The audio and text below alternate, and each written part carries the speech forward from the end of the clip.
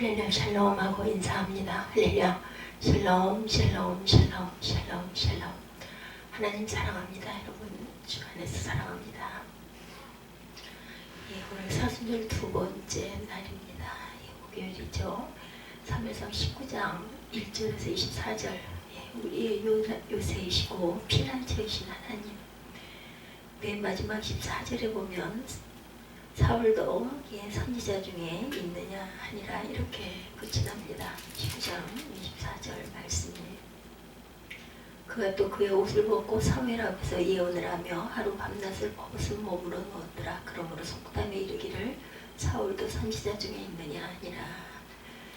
사울이 직접 다윗을 죽이려고 쫓아갔다가 그 동네만 가면 모두 다 이렇게 예언을 하는 그러한 그 사건이 생겼었죠. 18절에 보면 다윗이 도피하여 라마로 가서 사무엘에게로 나아가 사울이 자기에게 행한 일을 다 전하였고 다윗과 사무엘이 그 나요스로 가서 살았더라 이렇게 증거되어 있어요.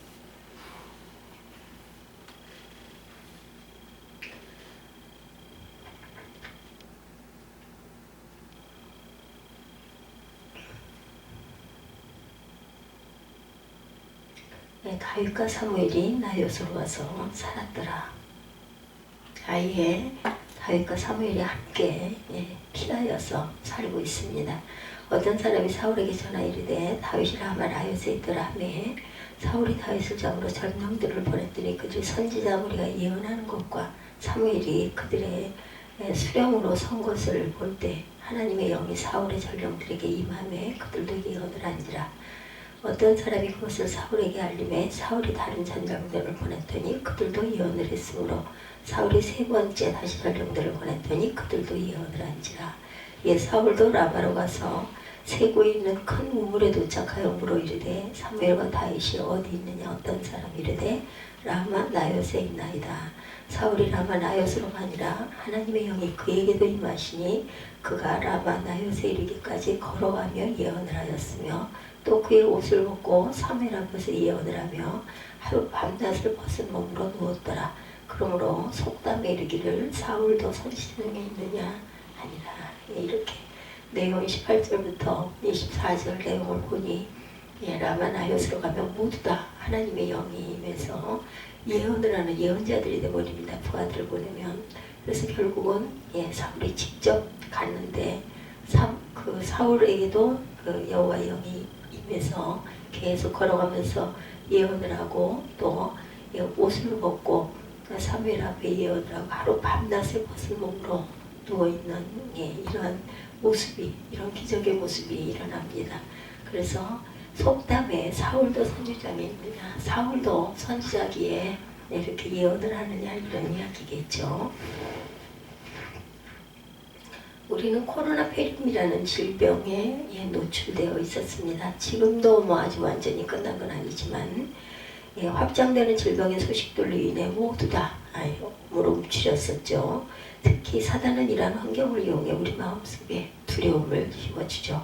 우리가 두려움에 사로잡히면 믿음이 떨어져서 삶의 모든 영역에서 손실을 입을 수밖에 없습니다. 마음이 움츠러들고 몸이 움츠러들면 뭘 할 때 담대하게 뭘 할 수가 없죠. 우리가 한 번도 경험하지 못한 이런 상황으로 인해 혼란스럽지만 우리의 요새시며 피난처이신 하나님을 오늘도 만나시기를 원합니다. 살아계시고 우리를 사랑하신 하나님께서 지금도 우리를 위해 일하고 계심을 우리는 믿습니다. 오늘 본문 말씀을 통해서 우리를 보호하고 계신 하나님을 만나고 믿음으로 담대히 어려움을 이겨낼 수 있기를 주님의 이름으로 축복합니다. 첫째 사울의 아들 요나단을 통해서 다윗을 구원하셨어요. 하나님께서는 1절을 보면 사울이 요나단과 그의 모든 신하에게 다윗을 죽이라고 명합니다. 그러나 요나단은 다윗을 심히 좋아했으므로 다윗을 숨기죠. 그리고 요나단은 사울에게 간청을 합니다. 4절과 5절에 보면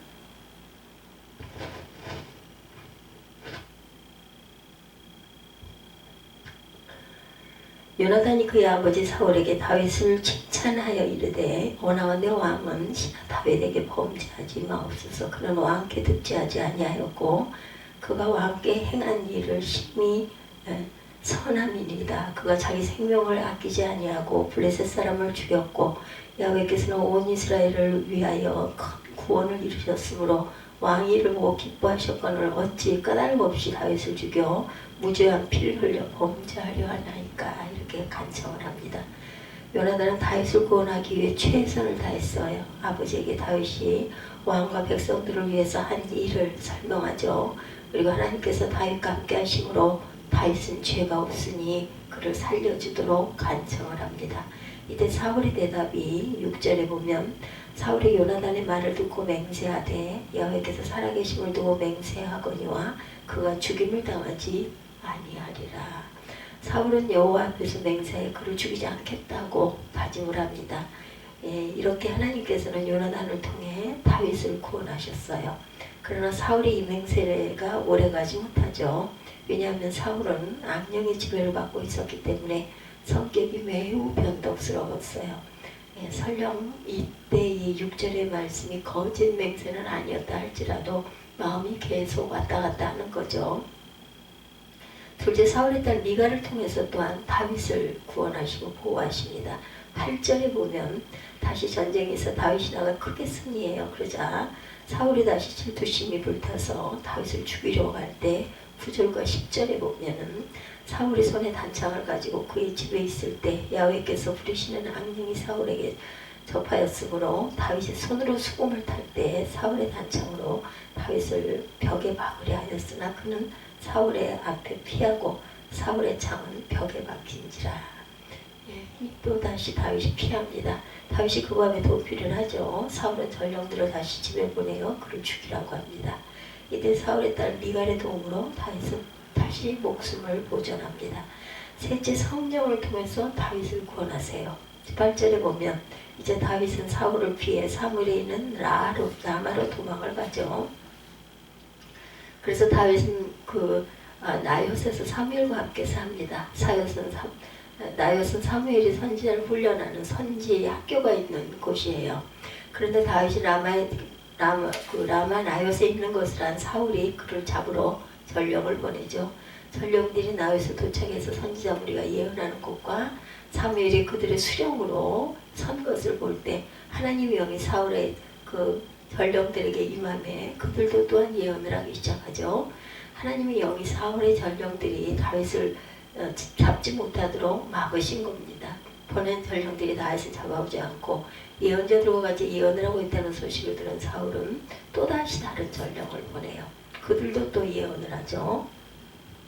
그래서 사울이 세 번째 다시 전령들을 보냈더니 또한 그들도 예언을 합니다. 이에 사울이 직접 나요스로 가죠. 이때 하나님의 영이 그에게도 임하셔서 사울도 예언을 하게 됩니다. 사울은 다윗을 잡기는커녕 옷을 벗고 사무엘 앞에서 예언을 하며 하루 밤낮을 벗은 몸으로 누워 있었어요. 이렇게 해서 사울은 다윗을 보고도 손가락 하나 건드리지 못하는 그러한 기적이 일어나죠.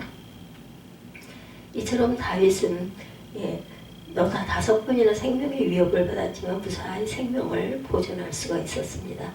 왕궁에서는 사울의 아들 요나단의 도움으로 목숨을 구할 수 있었죠. 그리고 자신의 집에서는 사울의 딸 미갈의 도움으로 죽음을 면하죠. 그리고 사무엘이 있는 나요스에서는 하나님의 영의 도움으로 사울의 위협을 물리칠 수가 있었던 거죠. 이처럼 하나님께서는 사방에서 다윗의 목숨을 위협하는 상황 가운데 다윗을 눈동자처럼 보호하십니다. 하나님께서 택하신 자들을 끝까지 보호하시고 지키시는 만군의 야훼심을 믿으시기 바랍니다. 다윗은 시편 59편에서 생명의 위협에서 자신을 구원하신 하나님을 높이 찬양합니다. 시편 59편 9절을 봅니다. 하나님은 나의 요새이시니 그의 힘으로 말미암아 내가 주를 바라리이다. 여기서 다윗은 하나님 자신의 요새라고 노래를 하고 있어요. 요새는 적군들이 쉽게 파괴할 수 없는 견고한 그러한 전지이죠. 다윗이 안전하게 보호해 주신 하나님, 경건한 요새이신 하나님이십니다. 사울의 끈질긴 위협에서도 끝까지 보호해 주시는 하나님. 16, 7절을 봅니다. 나는 주의 힘을 노래하며 아침에 주의 인자하심을 높이 부르우리니 주는 나의 요새이시며 나의 환난 날의 피난처이심이니이다. 나의 힘이시여 내가 주께 찬송하오리니 하나님은 나의 요새이시며 나를 긍휼히 여기시는 하나님이십니다. 여기서 다윗은 자기 자신을 구원해 주시는 하나님을 요새고 환난 날에 피난처이시라고 힘이시라고 노래하죠. 다윗은 수많은 어려움 속에서 스스로 힘으로 아무것도 할 수가 없었어요. 그러나 하나님께서 여러 번 주변의 사람들을 통해 다윗을 보호하십니다. 어떨 때는 사울의 딸과 아들을 통해 구원하고 어떨 때는 하나님의 영이 직접 사울의 전령들을 막으심으로 다윗을 보호해 주시죠.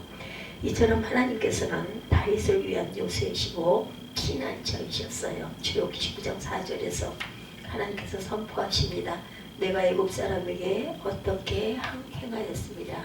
내가 어떻게 독수리 날개로 너희를 어머 내게로 인도하였음을 너희가 보았느니라. 하나님께서는 이스라엘을 거룩한 백성이요 제사장 나라가 되게 하기 위해 독수리 날개 어버 애굽에서 구원하셨다 이렇게 말씀하시죠. 그리고 자신의 백성들을 광야에서 40년 동안 안전하게 보호하십니다. 신명기 32장 9절에서 10절이죠. 여호와의 분깃은 자기 백성이라 야곱은 그가 택하신 기업이로다. 야곱께서 그를 황무지에서 짐승이 부르짖는 광야에서 만나시고 호위하시며 보호하시며 자기의 눈동자같이 지키셨도다.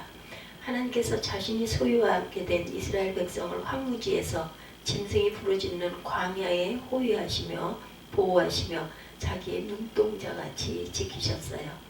우리 하나님은 당신의 자녀들의 요새이십니다. 그리고 환난 날에 피난처이시죠.